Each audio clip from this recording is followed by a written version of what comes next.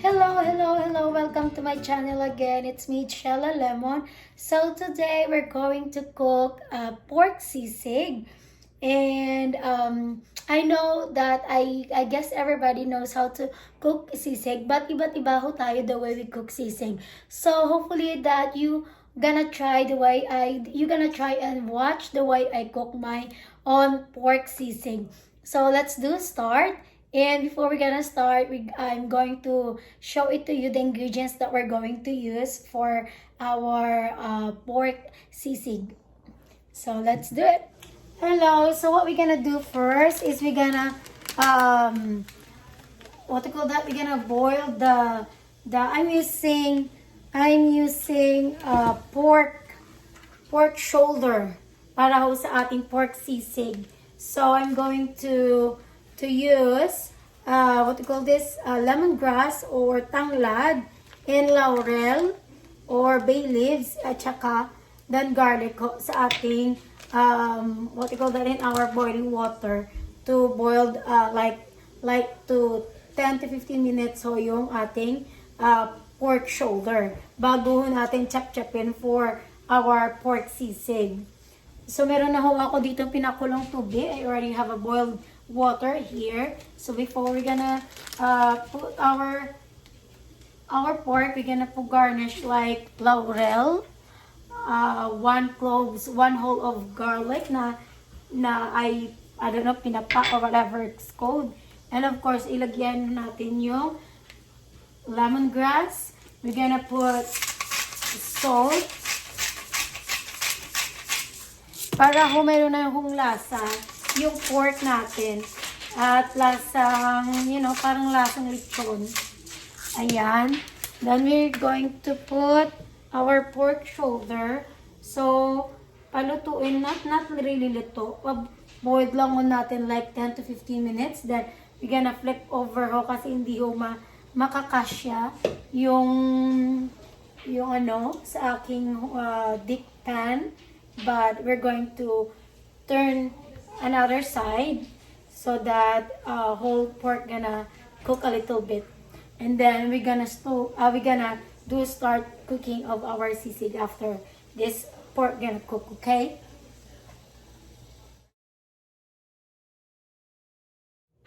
so eto yung mga ingredients natin. So I'm using a pork shoulder. It's supposed to be the pork sisig. It's used with pork ears, pork tongue, pork eyes, everything nasa head ng pork, sa ulo ng baboy. But my husband don't like that.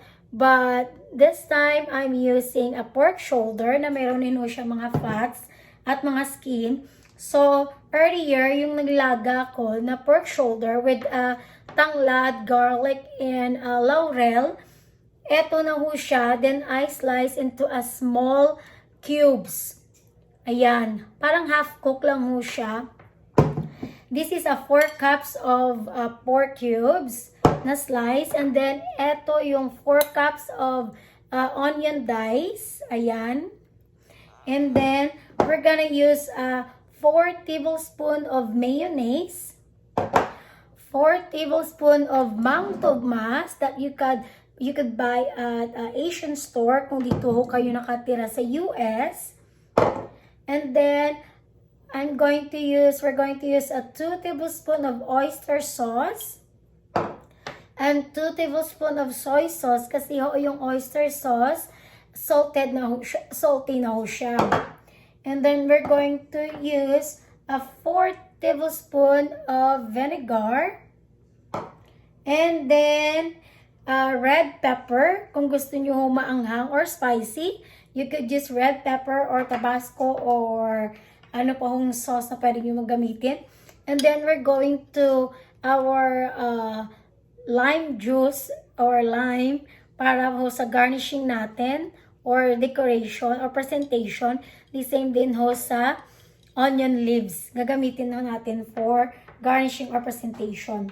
So, let's start cooking the pork sisig. And let's do it. So, eto na yung pan natin. Mayroon na akong pinainit. Then, it's still the same. I'm using a coconut oil. And then I'm gonna use like a tablespoon of coconut oil. Gagamit pa rin ho tayo ng coconut oil. Masarap po siya. Then, ilagay ho natin una yung ating pork.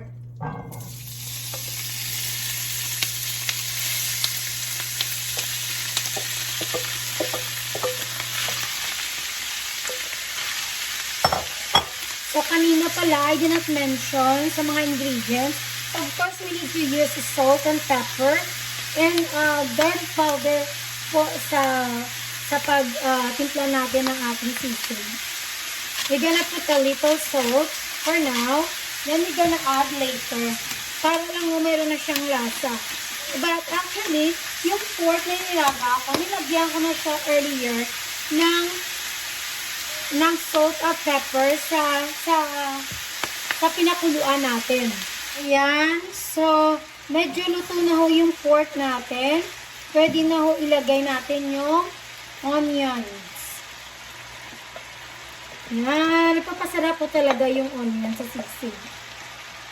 Yan. Maraming onions. Alam niyo ho, sa sisig, pwede rin yung magamit nyo yung mga tira-tira na mga lechon nyo. Before one time, I baked the pork shoulder. Yung hindi na ho namin na naubos, ginawa kong sisig. Mas masarap pa ho siya kapag lechon. Ayan, medyo naluto na yung onion natin. Alam niyo po, yung amoy, yung smell ng coconut oil, at saka combination ng white onion, smells so good po talaga. So, I really recommend you 100%. Mas masarap at healthy pa ho na gumamit ng coconut oil. So, lagyan ho natin lagay ho natin yung soy sauce. And then, oyster sauce. And then, ilagay na rin ho natin yung ating mang tomas, salsa, and then our mayonnaise. And then, i-mix ho natin before natin ilagay yung ating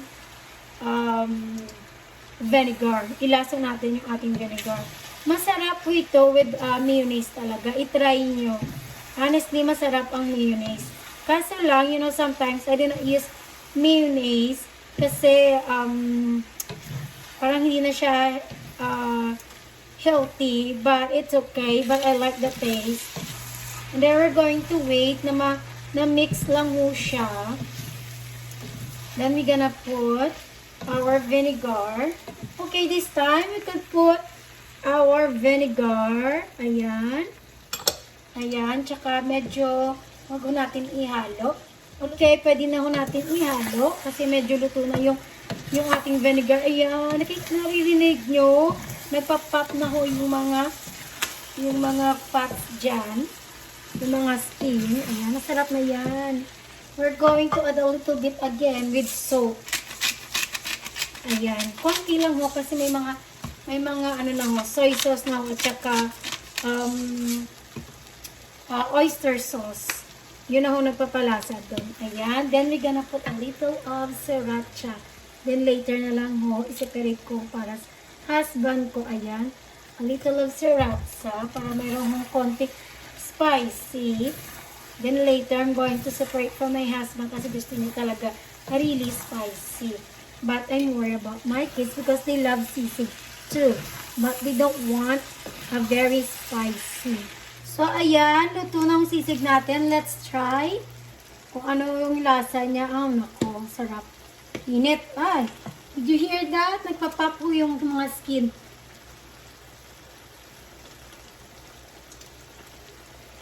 That's it.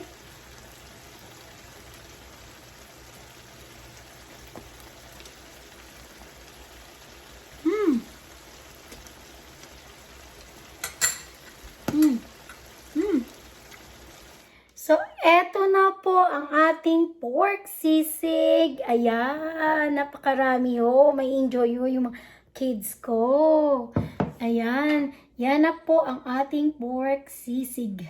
Ayan, tapos na ho tayo sa pagluto ng ating pork sisig.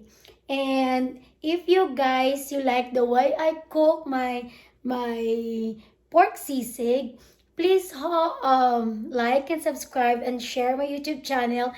And thank you so much for all your support na parami na ho ng parami yung aking mga subscriber. Palambot na po ng palambot yung aking puso.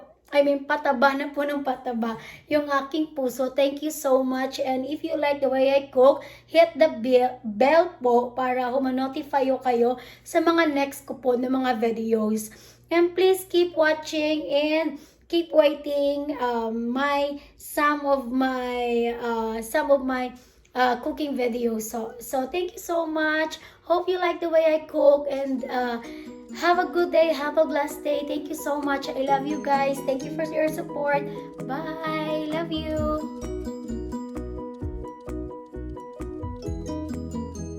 Perfect.